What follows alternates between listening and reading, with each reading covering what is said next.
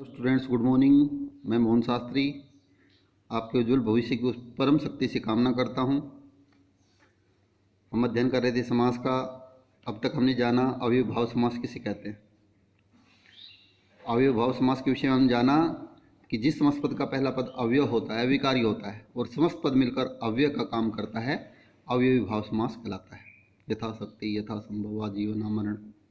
आज हम जानेंगे तत्पुरुष समास के विषय में। तत्पुरुष समास किसे कहते हैं? तत्पुरुष वह पुरुष, अर्थात जिस समस्त पद का उत्तर पद प्रधान होता है। उत्तर पद अर्थात दूसरा पद, जिस समस्त पद का दूसरा पद प्रधान होता है उसे तत्पुरुष समास कहते हैं। अव्ययभाव समास में पहला पद प्रधान, तत्पुरुष में दूसरा पद प्रधान। जिस समस्त पद का उत्तर पद अर्थात दूसरा पद प्रधान होता है उसे तत्पुरुष समास कहते हैं। जैसे राजकुमार, राजा का कुमार। यहाँ राजा प्रधान नहीं है, कहते यह राजकुमार है, तो यहाँ राजा प्रधान नहीं है, पहला पद है राजा और दूसरा पद है कुमार, तो कुमार पद प्रधान है। यह राजकुमार है, तो कुमार पद प्रधान। इसलिए जिस समस्त पद का दूसरा पद प्रधान होता है उसे तत्पुरुष समास कहते हैं। गंगा जल, गंगा का जल।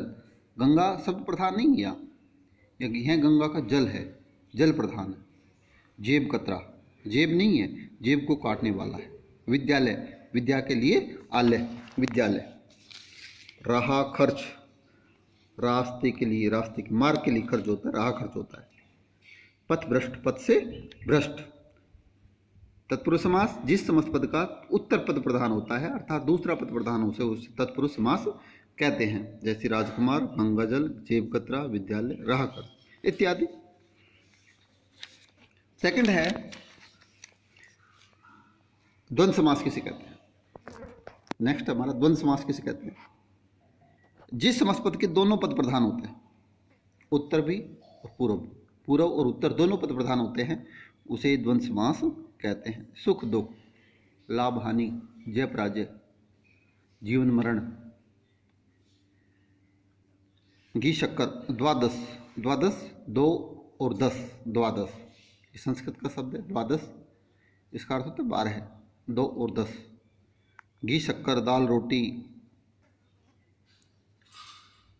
द्वंद्व समास जिस समस्त पद के दोनों पद प्रधान होते हैं, उत्तर जिस समस्त पद के पूर्व पद और उत्तर पद दोनों पद प्रधान हो उसे द्वंद्व समास कहते हैं। नेक्स्ट है बहुब्रीहि समास। बहुब्रीहि समास किसे कहते हैं?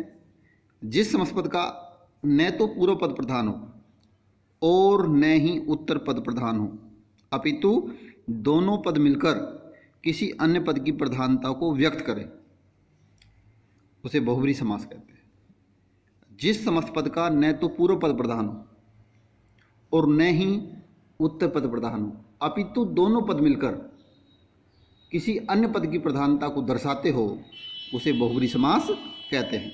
जैसे नीलकंठ, यहाँ न तो पूर्व पद नीला प्रधान है और न ही उत्तर पद कंठ प्रधान है।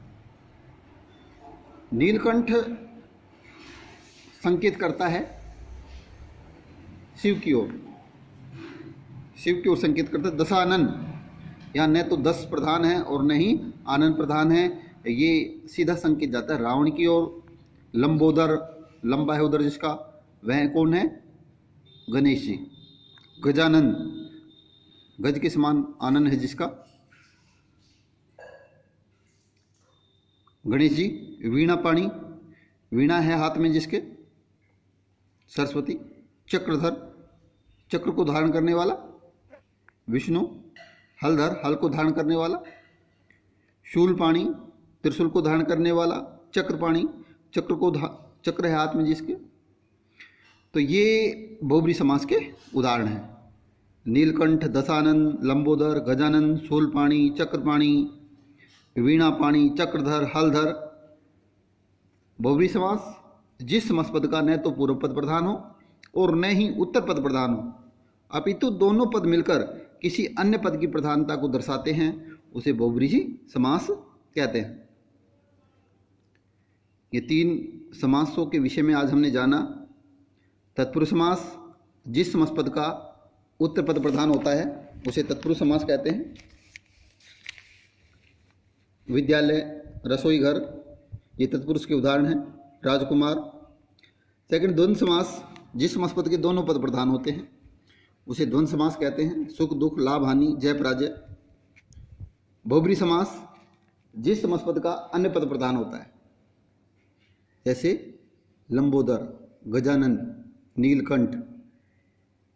नीलकंठ, इसमें पहला पद नीला है और दूसरा पद है कंठ, लेकिन इसमें कोई सा भी पद प्रधान नहीं है। दोनों पद किसकी ओर संकेत कर रहे हैं? शिव शंकर की ओर संकेत कर रहे हैं। नीलकंठ, नीला है कंठ जिसका वह शिव।